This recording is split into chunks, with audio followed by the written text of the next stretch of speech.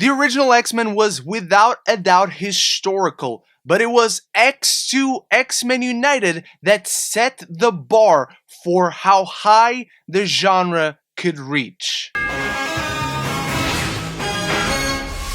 Professor Charles Xavier and the X-Men must join forces with their nemesis Magneto and Mystique as they face a rising tide of anti-mutant sentiment led by Colonel William Stryker that threatens to exterminate all mutants. But before I probably start with my review for X2 X-Men United, I want you to let me know your thoughts on it in the comments below. I'm reviewing every single X-Men movie ahead of Doctor Strange in the Multiverse of Madness, as well as the original Doctor Strange, so I hope you join me in these reviews and share your thoughts on this original comic book franchise from back in the day. And as always, we're going to discuss spoilers, but if you like comic book movies, if you like X-Men, if you like movies and TV, this is the place to be, so consider clicking that subscribe button so you don't miss any future conversations on your favorite movies and TV. And because the first film laid such a phenomenal foundation, because the world building was so well crafted,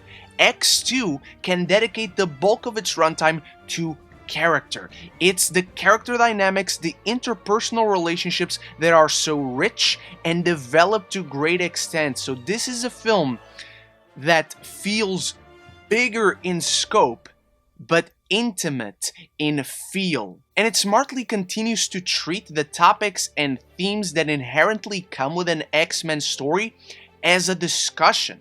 These themes are presented as complex and nuanced, and there's this kind of poetic imagery throughout as you see how humanity struggles to comprehend mutants, this ton of prejudice, and the struggles that mutant kind faces. For us, we see it as the problems we face.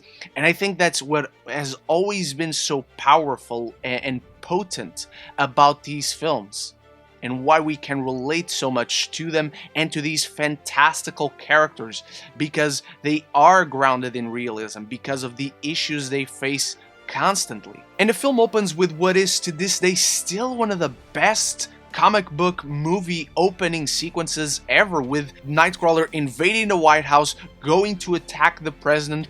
It's a phenomenal sequence that looks great, and it features one of the best translations of superpowers from comic book to screen, but it's in itself so integral to the story. That's a big part of what makes it stand out. And speaking of how it connects to the story, let's talk about Brian Cox as William Stryker. I don't think we talk enough about this villain. Stryker is painted as this malevolent force, but with such a strong resolve as he targets and exploits Magneto's friendship and respect of Charles Xavier to attack the X-Men. That character dynamic that was so well established in the original film, that's exactly what works as a vulnerability for these characters. And Stryker does this with such devilish glee and delight, while at the same time fueling the already existing mutant fear and prejudice throughout the film. Even when he kidnaps the kids from the X-Men, he's ready to use them as lab rats. He lobotomized his own son to use against Charles Xavier, to use him to kill the mutants. It's just a phenomenal villain that uses exactly everything we know that makes our heroes vulnerable against them, to the point where it even forces in this film the opposing forces of Brotherhood and X-Men to team up. And not just because Stryker is the bigger evil out of them all, these characters choose to team up because there is that inherent respect that they're both facing this bigger threat against their entire kind. And the dynamic of Xavier and Magneto shifts in major ways. It paints them both in shades of gray. Magneto, we see him fearful of what he has done when he confesses to Charles that he told Stryker about the school and where the kids were and what it's used for. We see him choosing to help Charles when he teams up with the X-Men, when he stops the jet from dropping. It's such a cool moment, by the way. But his resolve in that moment, what guides him to that decision, is to save his friend. Eventually, not at the cost of what he ultimately wants, but his resolve is to save mutant kind, is to save Charles Xavier, the friend that he lost along the way in his pursuit to mutant superiority. And Charles's past sins come to life, illustrating a supposedly ideal mentor as a flawed person just like any other who failed to save this young mutant from his evil human father and inadvertently created this monster that is now being used to target mutant kind.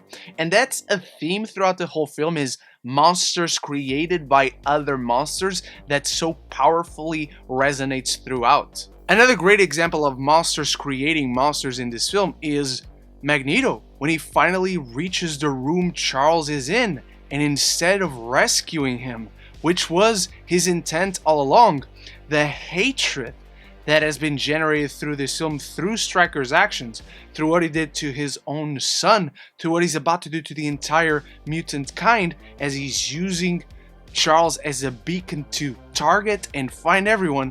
Magneto instead uses Mystique to change those targets into every single human being. So it's this sense of escalation that the film controls so well throughout, and is so deliberate, and again just connects those themes and the characters' choices throughout. So Magneto is there to save his friend, but he never really betrayed who he was and what his pathos has been all along throughout these movies. And Wolverine is another one of those monsters. He is a monster that Stryker created.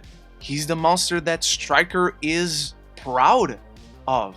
He's proud of what he has done to Wolverine. He's proud of what Wolverine has become due to him, not only because it's a weapon to be used, but the existence of Logan proves Stryker's point, as he sees it at least. And that relationship fuels Wolverine's arc throughout the film, that is just a seamless continuation from him finding his humanity in the previous film. He now takes responsibilities for others. His priority in this film, for the bulk of it, is to take care of Bobby and Pyro and Rogue. He continues to grow and care for others, and even wants to let it all go to explore this eventual relationship with Jean. And that relationship that he has with Stryker is such a powerful foil for him and what he's struggling with externally and internally in this film. So the film not only fleshes out character dynamics, it fleshes out characters individually. It challenges our supposed notions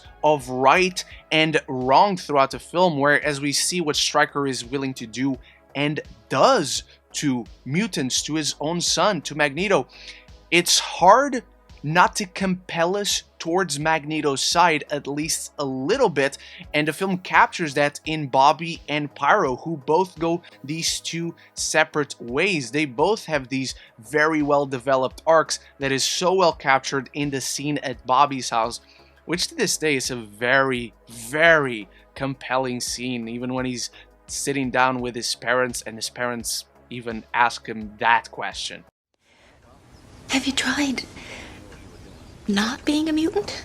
It might be a little bit on the nose as a line in itself, but the issue it's targeting, again, complex. It warrants discussion, and it's just good to see that these parents were willing to have that discussion despite there being some fear, some prejudice, unlike his little brother, who's a little shit who immediately calls the police. But of course, this great film doesn't just do well with characters, with story, with themes. It has superb action sequences. One of my favorites to this day is Stryker's invasion of the XMen, which on the build-up to that, we just have these very natural character interactions, like Bobby making Logan's beer cold, and it just builds up what these characters mean to each other throughout the film and dictates the choices they eventually make, the priorities that they take throughout the film, where the story is guided through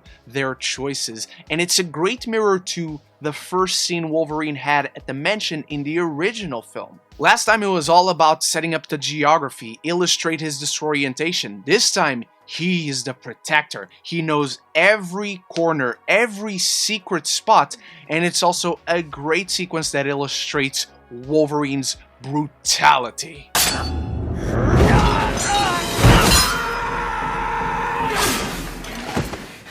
And as a cherry on top of that, it's filled with these little great cameos of characters who don't get a lot of time to shine, but if you've read the comics, you'll recognize Cyclops and others, and it's just got these small moments within this greater sequence that holds up so well.